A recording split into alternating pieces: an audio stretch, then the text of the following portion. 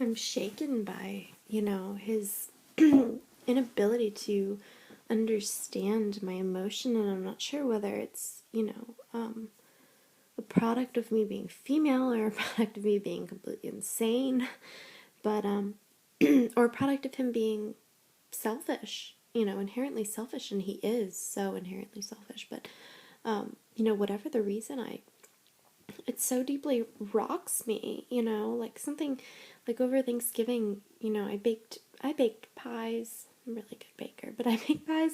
No, I don't say that pretentiously, but I am. I can bake a mean blueberry pie, but I baked pies for probably 10 people, but the only reason that I did any of that was because I wanted to see him smile when he received his, and the fact that I'm, you know, privileged to these behind the scenes emotions, the fact that, I'm really, it becomes not one pie that I'm baking for him, it becomes 15 pies that I'm baking for him, and he can't see any of that, and I understand that, and I'm cognizant of that. All he can see is that I, baked one additional pie for him, but at the same time, when all he says is thank you, if anybody ever baked a pie for me, I'd be over the moon.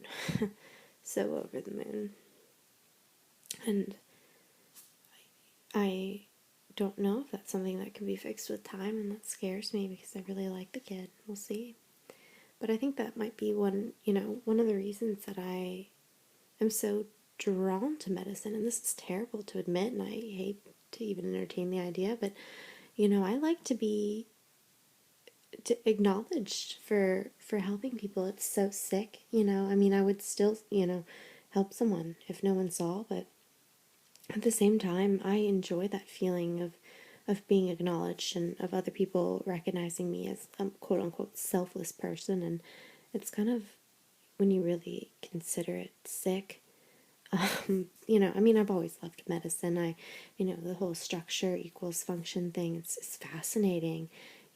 When Bud and Carson came in the third grade and he did this thing where he, I remember it so clearly. I remember even sitting on the left side of the auditorium close to the front and, shushing the people in my row because Ben Carson was here, and didn't we realize, how incredible that was, and him doing this thing where he turned his back on the audience and he described probably in 10 seconds the neural pathways that an image that you see with your eyes takes to be transcribed into the brain's memory. And just I was incredibly hooked and fascinated with the fact, and that he could do this, and that the power that he prescribed to the brain. It was just incredible. Him saying he came for a scholarship fund, which I applied for, but I did not win, sadly.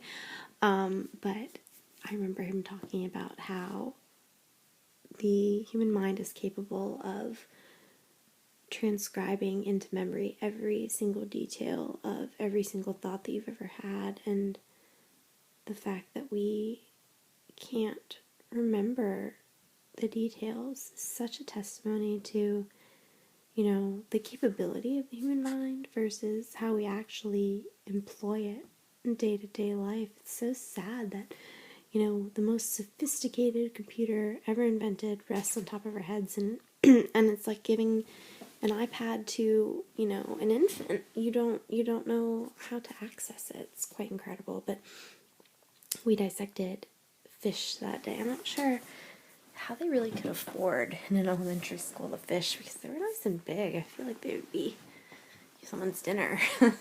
But ever since that moment, I've always wanted to do medicine, and I'm not sure if it's because I was the only girl that would cut into the fish that I, got these feelings, or if it was because I actually enjoyed cutting into the fish. But regardless, I love working at North Star, and it's I mean,